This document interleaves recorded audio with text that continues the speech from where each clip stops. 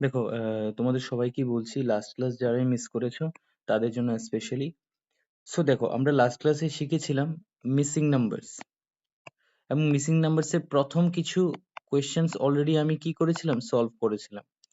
But এখন আমরা যেগুলি করব এগুলির মধ্যে কিছু রুলস অ্যাপ্লাই হবে। অ্যাকচুয়ালি মিসিং নাম্বারের অনেক রুলস আছে, সেটা জেআরবিডি তেও আসবে, সেটা এনটিপিসি তেও আসবে, গ্রুপ ডি তেও আসবে, রেলওয়ে, প্লাস সেটা তোমার আরেকটা কি আছে, এসএসসি তেও আসবে। এসএসসি সবকটা এক্সাম, সিজিএল বলো, এমটিএস বলো, জিডি বলো, সবগুলোতে আসবে। এখন দেখো তো মিসিং নাম্বার প্রথম আমাদের পারতে গেলে যেটা করতে হবে, নর্মালি আমাদের স্কোয়ারস আর কিউব গুলি একদম মুখস্থ থাকতে হবে। এখন এই স্কোয়ার কিউবের যে মিসিং নাম্বার গুলি হয় এগুলি একটু উপরের লেভেলের হয়, ঠিক আছে? কিন্তু বিগিনিং লেভেলে স্কোয়ারস অ্যান্ড কিউবের দরকার পড়ে না। নর্মাল প্রাইম নাম্বারস মানে মৌলিক সংখ্যার গুণন, বা ধরো তোমার নর্মাল ইভেন নাম্বার মানে জোড় সংখ্যার গুণন এরকম, বা প্লাস হচ্ছে সেম ডিজিট, এরকম কিছু ফিবোনাকি সিরিজ এগুলি অ্যাপ্লাই হয় মেইনলি। তো মিসিং নাম্বারের স্টার্টিংটা আমরা এরকম দিয়ে করব। চলো শুরু করি।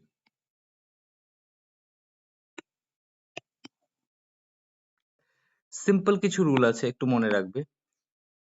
প্রথম হচ্ছে ধরো into 1, into 2, into 3, into 4, into 5, মানে যে কটাই নাম্বার থাকবে তাদের সাথে এই সিকোয়েন্সে মাল্টিপ্লাই হতে থাকবে। যেমন ধরো প্রথম আমি 1 নিলাম, ঠিক আছে, তারপর 2 নিলাম, তারপর 6, তারপর ধরো হয়ে গেল 24, তারপর ধরো হয়ে গেল 120। তো এগুলি কি করে হচ্ছে একটু ফলো করি তো। তারপরে বললো যে এটার মিসিং নাম্বার কত। আমি যে প্রথম রুলসটা তোমাদের দেখিয়েছি ইন্টু 1 হবে, তো এখানে কি ইন্টু 1 হচ্ছে না, আরেকটা এখানে অ্যাড করে দিই। হ্যাঁ, এখন ভালো করে দেখো, প্রথম যদি দেখো ইন্টু 1 হচ্ছে, তারপরে ইন্টু 2 হচ্ছে 1 এর সাথে, তারপরে ইন্টু 3 হচ্ছে, তারপরে ইন্টু 4 হচ্ছে, তারপরে ইন্টু 5 হচ্ছে, এরকম ভাবে সিকোয়েন্স ওয়াইজ চলতে থাকছে। তো লাস্টের যে নাম্বারটা আসবে মিসিং নাম্বার, সেখানে ডেফিনেটলি ইন্টু 6 হবে, মানে 720 আসবে। সবার জন্য একদম ক্লিয়ার? Okay fine. নেক্সট অন্য কিছু থাকতে পারে, যেমন ধরো 2 আছে, 4 আছে, ঠিক আছে, 7 আছে, 11 আছে, 16 আছে, তারপরে কি হবে? তোমরা একটা জিনিস মনে রাখবে, মিসিং নাম্বারের ক্ষেত্রে যখন ছোট সংখ্যা, ধরো একটা নাম্বার আছে, যে কোনো নাম্বার, র্যান্ডম একটা নাম্বার নিতে পারবো, তার থেকে যদি অল্প অল্প করে বাড়ে বা ইনক্রিজ হয়, সেক্ষেত্রে আমার প্লাস হচ্ছে। তার ক্ষেত্রে যদি বেশি বেশি করে বাড়ে, ধরো একটা আছে 10 হয়ে গেল একদম 100, তো ডেফিনেটলি প্লাসের সম্ভাবনা কম থাকে ওইসব সিকোয়েন্সের ক্ষেত্রে। ওইসব সিকোয়েন্সের ক্ষেত্রে ইনটুর চান্সেসটাই বেশি থাকে। তো সেক্ষেত্রে ইনটু হচ্ছে, মানে বড় বড় গ্যাপিং করে যদি ইনক্রিজ হয়, তাহলে সেক্ষেত্রে আমরা ভেবে নেব এক ক্ষেত্রে ইনটু হচ্ছে কিছু একটা। আবার যদি দেখি যে যে না, একটা বড় সংখ্যা আছে, একটা বড় নাম্বার আছে, ধরো 625, তারপরে 125 আসলো, তারপর 25 আসলো, তারপরে 5 আসলো, তারপর কত হবে?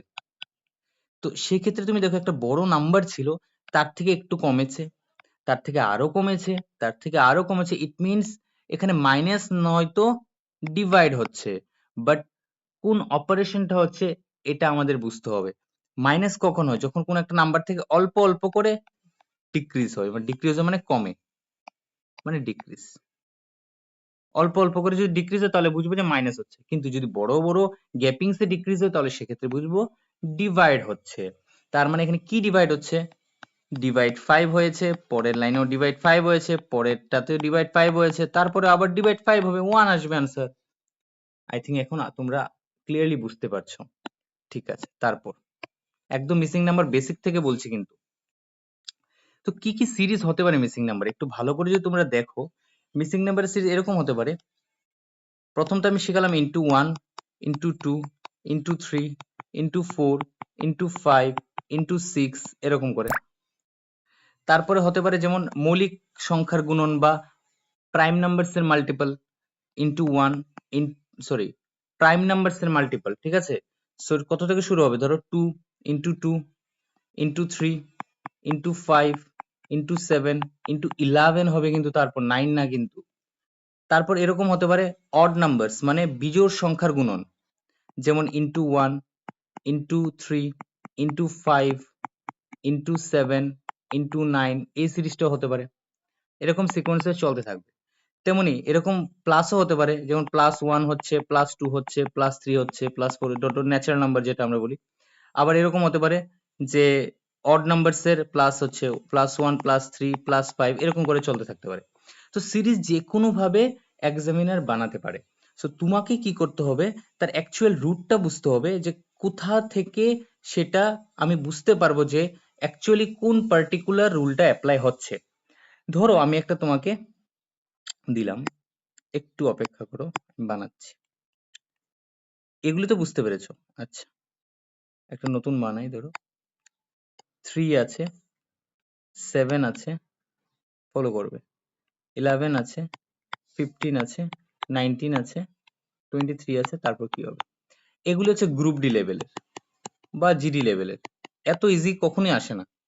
তবু বলছি, সেম জিনিস প্লাস হচ্ছে, দেখো প্রত্যেকটার মধ্যে সেম জিনিস প্লাস হচ্ছে, মানে বাড়ছে। তো বাড়লে যখনই দেখবো যে আমার পরের কনজিকিউটিভ প্রত্যেক পরপর যে নাম্বারগুলি যদি বৃদ্ধি পায়, মানে ইনক্রিজ হয়, ডেফিনেটলি সেখানে প্লাস বা ইনটু হচ্ছে। আরেকটা জিনিস কি শিখিয়েছিলাম, যদি বেশি পরিমাণে গ্যাপিংসটা দেখো, মানে তাদের মধ্যে যে কোনো দুটো নাম্বারের মধ্যে যদি গ্যাপিংসটা খুব বেশি বড় দেখো, তাহলে সেক্ষেত্রে বুঝতে হবে সেক্ষেত্রে ইনটু হয়েছিল।